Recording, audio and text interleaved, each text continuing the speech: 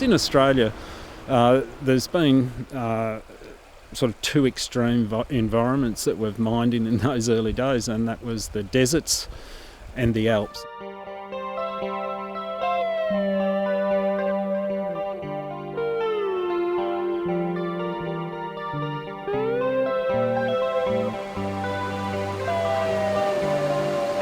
Well, currently I'm standing above the Ovens River. I'm on I guess you'd call it a suspension bridge, and I'm with a mining heritage consultant, Rob Kaufman. Hi Rob, how are you going? Good, thanks Richard, yeah. Now tell me, the Ovens River runs through Bright, and Bright is your hometown, but it's also very significant as far as its mining heritage. Yeah. This area was opened up for mining in about 1853. The first miners came here as part of the Buckland River Rush. A number of the miners who were late for the rush missed out on the best ground, and so they spread out into the Ovens River here and formed little camps along the river. And one of those camps became Bright. You're a little bit different from a lot of other consultants in that you actually have worked in mines. That's right, yeah, that's my working background, Richard. When I was young and silly, I was actually at university in Melbourne, and I dropped out, as was often the case in those days, and I went opal mining.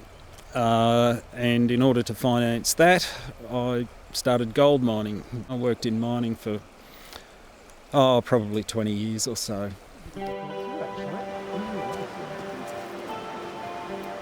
So Rob, what have we got here? Well, this deep slot in the ground's called a Tailrace. In the early days of mining here, they were sluicing using water to break down gold-bearing gravels. And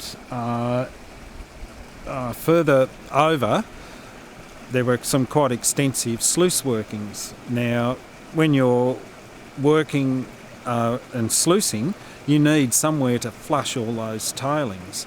Unfortunately, there was a high bar of bedrock between the river and where they were working, and so they had to cut these deep slots through the solid rock in order to drain their workings. All dug by hand, just phenomenal efforts.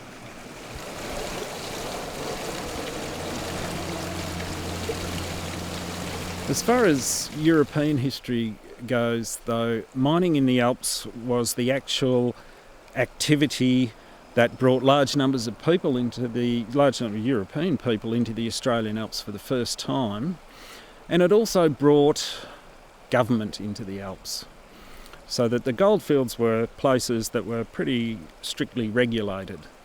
The mining in the Alps also, with the large number of people that it brought into the area and the large amount of wealth generated from gold, established towns in the peripheral areas to the Alps, which in turn kicked off a lot of support industries, intensified agriculture, brought in sawmilling, all those sorts of things. So it actually was the thing that actually built the regional economies. So the people that came into mine, were they more sort of individuals or families? Yeah, I suppose the vanguard of miners, the prospectors, were basically men. Once the gold was found, you had all sorts of people move in, including families, and these families followed the gold around from field to field, living in really tough conditions. Small towns and settlements were formed. We had these towns don't exist anymore, but within the Alps we had quite a number of towns with stores and hotels and even schools and things. These places, once the gold finished, there was nothing to support the towns, so they died. Woo! Gold! I found gold! Keep your mouth shut, brother. Everyone's gonna come over. Over there, we struck rich. Where's that gold? Going over there.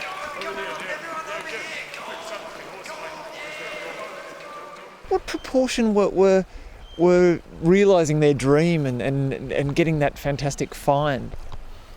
Well, overall, not too many. The first people in who got in the best ground made fortunes. They didn't always hang on to those fortunes, but they made them. Those working in sort of peripheral ground might make a living, might just eke a living out of it.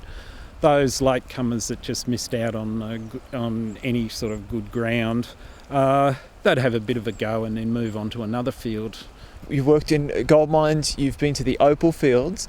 So you know that feeling of looking for that find. What is it that gets into you and keeps you chipping away? Well, I think it's insanity, actually. It's a very strange feeling to be involved in a rush, but you've got to understand that in the context of the times, this was the era of the great global gold rushes. It was like money lying on the ground, or that's the way it was seen, that anybody could harvest if you paid your licence fee. So this is what drove people to cross the globe in creaky wooden ships to come here to get a better life. And tell me about the Chinese. I mean, they had obviously a hugely important role in Australian mining. Yes, they did. This area of the Ovens River we're standing on, for instance, was quite heavily mined by Chinese, and there were lots of people from China on fields all around us here. They definitely had a hard time of it. Just up the road is the Buckland River, and in 1857 there occurred there, it'd be the worst single race riot in the history of Victoria. Is that right? Occurred there, the Buckland riots, and there were something like 2,000 or 2,500 Chinese driven from the diggings there with violence, and several died. Their stores were looted, their camps were burnt, their claims were jumped. This was a terrible event. The Chinese started to move ahead of the Europeans in some areas, and this was very much resented.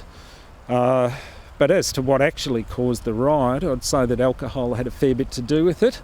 They were having the 4th of July celebrations, and it actually started off at one of the hotels in the Buckland, and Americans were actually in the forefront of the riot. Some of those sentiments were sentiments brought over from the California goldfields, where the Chinese actually had harsher treatment than in Victoria.